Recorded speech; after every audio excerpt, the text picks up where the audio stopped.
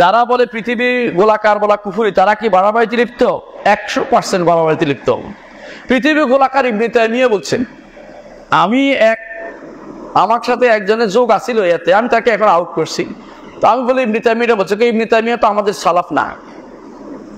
ইবনে তাইমিয়া ওর সালাফটাকে আমি খুঁজতেছিলাম, দেখলাম যে ওর সালাফ হচ্ছে সাইমন, বুঝছেন তো, বাংলাদেশে এক বেটা ওলা আছে সাইমন, ওর সালাফ হচ্ছে কফি, মানে বাংলাদেশে কতগুলি যুবক শ্রেণী আছে জীবনে কোনোদিন দিন দুনিয়ার তাদের সলভও চিনে না। তো বলছে গ্রহণ করতে, আমি বললাম আচ্ছা সব থাকুক, এই কথাটা কিন্তু গোলাকারের কথাটা কিন্তু এরাও বলছে, কোনো মুফাসসিরও বলছে, বললে কি হয়েছে মানি না কেন, অমুকে এটা বলছে, আমি অমুকের থেকে উল্টাটাও আছে, অমুকে এটা বলছে অমুকের থেকে উল্টাটাও কিন্তু আছে। এখন বলতেছে না এটা ঠিক না, আমি ওইটা মানি না। তো তুমি না মানলে তো আর, তুমি যদি করো আমি অন্ধ হলে প্রলয় কিন্তু বন্ধ হয় না, তুমি যদি আমি মানি না দুনিয়া কিন্তু বন্ধ থাকে না। তো আমি তাকে সঙ্গে সঙ্গে আউট করছি যে ও তো ফেতনাবাজ, কোনো কাজের না। যে কেউ আপনাকে পৃথিবী গোলাকার কিনা, অমুক কিছু গোলাকার কিনা, অমুকটা ঘুরে কিনা, এগুলি নিয়ে বলবে ইমানি পরীক্ষা করবে, বলে এগুলি থেকে আমি মুক্ত, এগুলি আমার ইমানের জিনিস না। আমার ইমানের জিনিস রাসূল বলে দিয়েছেন, আমানতু বিল্লাহি আনতুমিনা বিল্লাহি ওয়া মালাইকাতি ওয়া কুতুবি রুসুলি ওয়াল ইয়াউমিল আখির ওয়াল কদরি খাইরি ওয়া শাররি।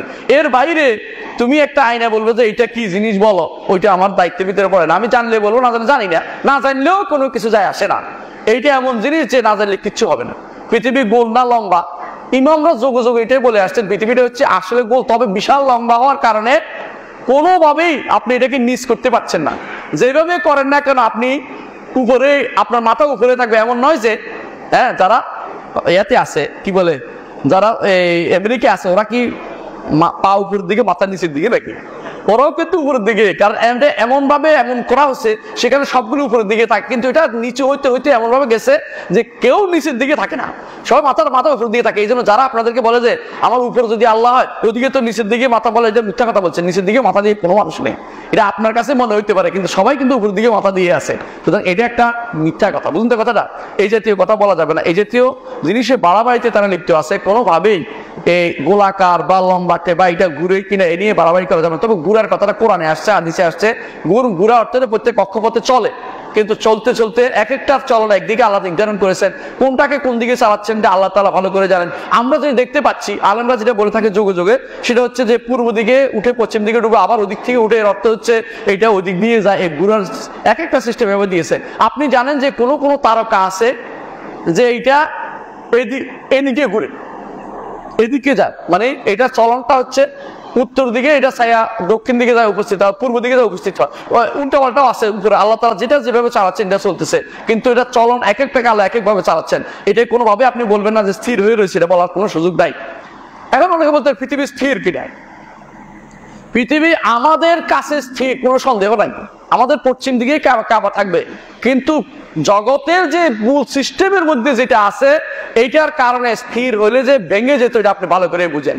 এইটা যুগে যুগে আলেমরা বলেছেন, স্থির হইলে পৃথিবীর এই অবস্থানটা ঠিক থাকতো না।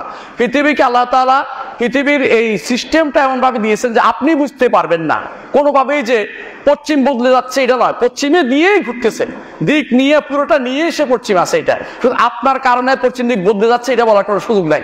বলবেন যে হ্যাঁ এইটা তার যে নির্দিষ্ট গতি আছে ওটার মধ্যে যদি ঘুরে বলে আমার কোনো আপত্তি নাই, যদি বলতে আমার ঘুরে না তাতেও আমার আপত্তি নাই। কেন? এটার আমার দিনের বিষয় না, এটা ইয়াকিদের বিষয় না। এটার কারণে কেউ কাউকে কাপড় বললে এটার কারণে কাপড় বলাটা কি বাড়াবাড়ি নয় শুধু, বরং এইটার কারণে কেউ কাউকে কাপড় বললে কুফরি ফিরে এসে তার গায়ের উপর পড়বে, কারণ সে মানুষকে বিনা কারণে কাপড় বলছে।